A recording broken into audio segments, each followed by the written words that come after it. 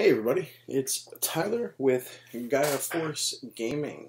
I am here to do a deck profile. I haven't been posting videos a lot of deck profiles or gameplay, and I've been playing a lot of events, and my internet isn't quite good enough, neither is my computer, to record and play, at least not a comfortable level for events. So I don't know if I'll be posting like event footage anytime soon. Maybe like Facebook group events that I do, stuff like that. And I do, I've been talking to some people, and I want to regularly start playing like when I test play. I want to record some of those and put them up on the YouTube channel. I've just kind of been neglecting it. I've been busy / lazy, little column A, little column B. But I did play in the release weekend tournament for PPG. It went great. All of PPG's events run very smoothly. I always have a good time. But I did not play red. I played blue, yellow, Kaiser. And I wanted to play this because I saw in the last PPG event Dan Yang top with it, and I just thought the build was really interesting. And I wanted to play something different, something fun. And in my head, I was like, oh, this is going to be kind of like when I was playing in the Seraphimon build at locals. Like, this will be fun. You know, it'll be a good time. But then, as I play tested with it and made a version of my own, I really liked it. And I came second. So the deck works. It's a lot of fun. I'm going to go over how I built it. Now, my teammate, Trey, he came 9th with it. He's a slightly different build, and it's also different than Dan's build.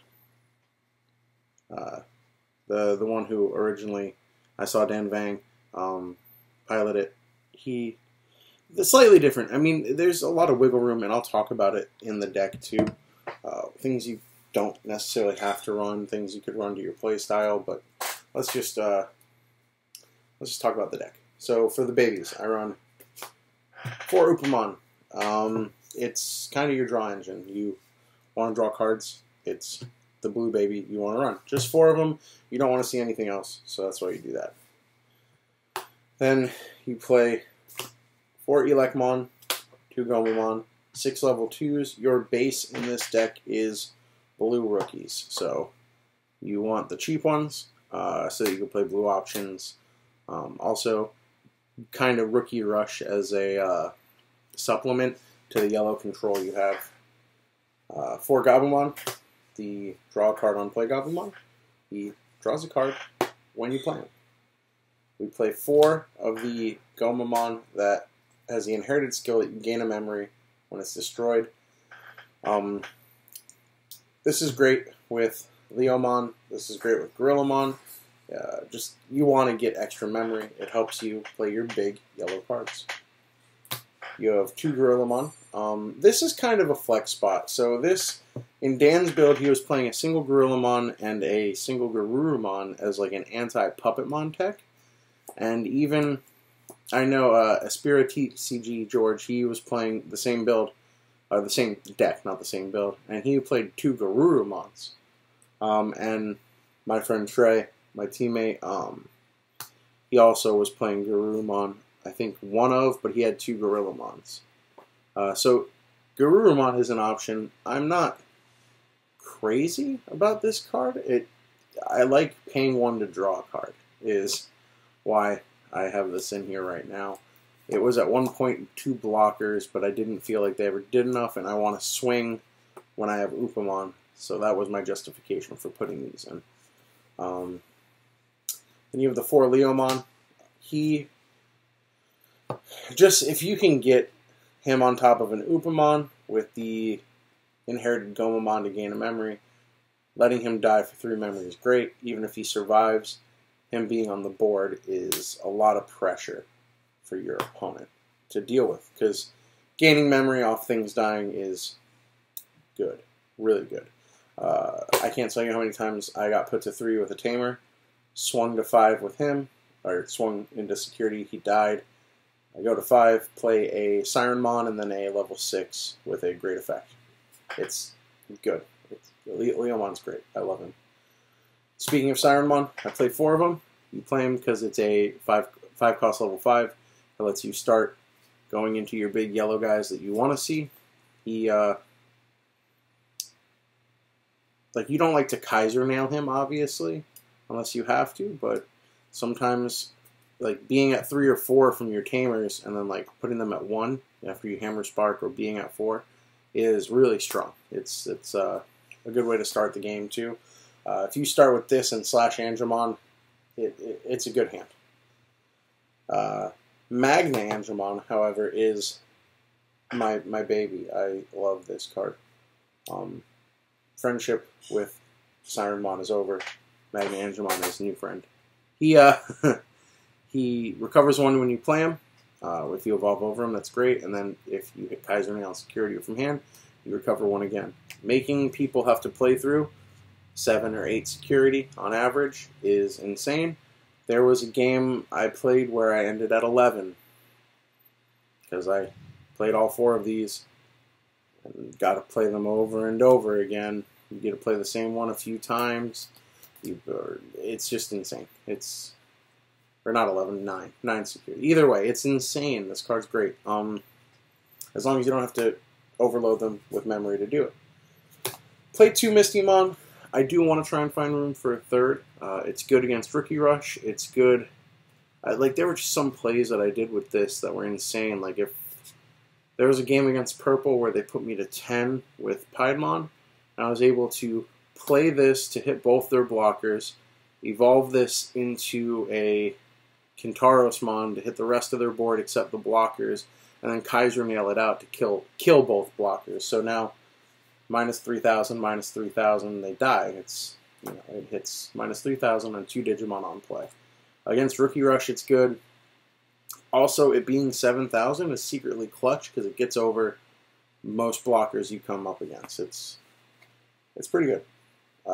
Then your level 6s, 4/Angelmon. Don't run less than 4. This card is great.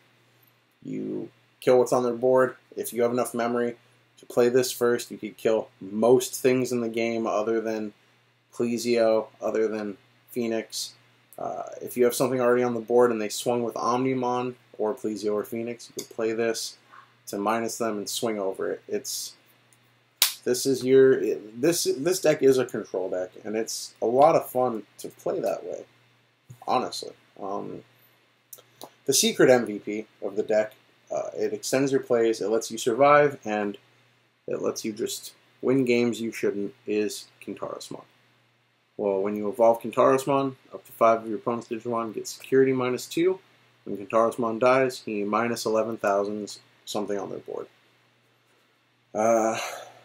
The way you get around Omnimon in this deck, honestly, is you just put 2 of these on the board. Because then, if they blow it up, they have to trade their Omnimon. I can't tell you also against Purple how many times I've swung into a Beelzemon or Lilith to trade and kill something else. He trades up all the time. Kintarosmon makes your opponent have to play different. When your opponent isn't playing the way they want to, you are winning, I think. 1 Seraphimon. I played this because the deck is mostly reactive, so it's nice to have a play once you are ahead, or if you're already ahead. That's kind of proactive, and Seraphimon kind of gives you that. It gives you aggression. The recovery one is nice. If it's over Magna Angelmon, like, if you go first, you play Magna Angelmon, they don't have anything to answer it because they bricked, or they just try to build a board and you don't have a better answer to what they have. Playing this over him makes him a 12k with security plus 1. I won a couple games just because I got that early tempo in, and it's nice. I'm not in love with it. You could definitely change this, but it's not bad. As a one-of, I do like it. For the Tamers, we play 2 of the mat. That gives you a memory if they have no sources, and 2 TK. TK is great. Being able, it's not putting a card in your hand necessarily that makes this amazing. It's knowing what's in your security. There were so many games through testing and in the tournament where I knew I had a Hammer Spark or a Kaiser Nail in my security, and it let me force my opponent into a bad play because I had knowledge they didn't, and that's just so good. And then matte against purple specifically will give you so much free memory. Honestly, it's hard to play around in purple. Other decks can kind of play around it. I think Dan only runs one of these and two of these. I like 2 and 2 personally. I think TK. There's even games where I forewent getting the yellow card because I had like 7 security. I took a blue card that I needed. Like I took a Kaiser Nail out of security once to play it to get Magna Angelmon from under something and recover one anyway. It's just there's a lot of really unorthodox plays in this deck that are a lot of fun to discover. Then for options, you have 4 Hammer Spark, more memory, and 3 Kaiser Nail. Again, you could play 2 of this. I think every other deck that played in the tournament, Dan, my teammate, my friend Trey, and George, Aspira TCG, only played 2. I love seeing this card. I love 3. That's kind of the list. There's a lot of flex spots. I think everyone else but me was playing Puppet Mons, and I do kind of wish I was playing Puppet Mons because I could see where it would help a lot. I think if you were to ask me, gun to my head, what I would drop for Puppet Mons, or what I would change if I wanted to run Puppet Mons, or just a slightly different build, I think I would drop the Gorilla Mons and 1 Kaiser Nail for maybe 2 Puppet Mons and a Misty Mon, or even for 2 Puppet Mons and a Gurumon, or just 3 cards of your choice. You could run Cocytus Breath, you can run the on-play Garurumon that readies, or unsuspends, I should say, a Digimon. Those are all good options. I think you should try out a version of this deck if it seems like it interests you. It's a lot of finding the play. It's a lot of it makes for really fun games, really interesting interactions, really fun games. Kaiser Nail is such a great card. Being able to get 7 or 8 value, even if you hit it in security and it's just a draw Goblimon with a Grillamon over it and you just draw a card, that's still so like a lot more value than you think.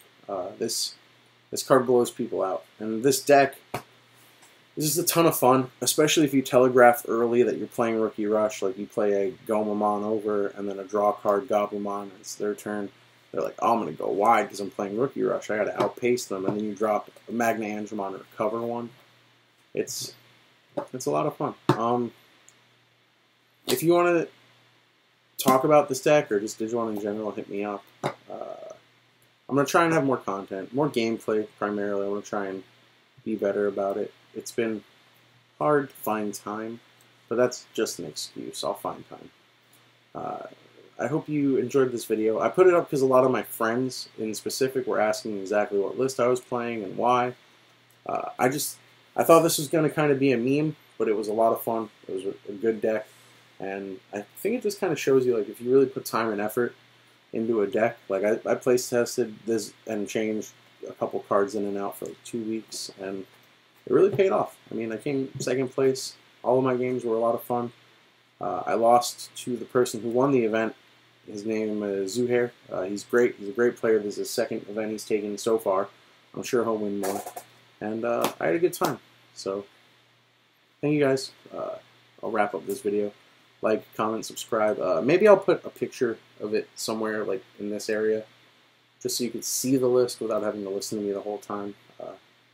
But now it's at the end of the video, so you'll have to be here to know that, I guess. Have a good one, guys. Love you.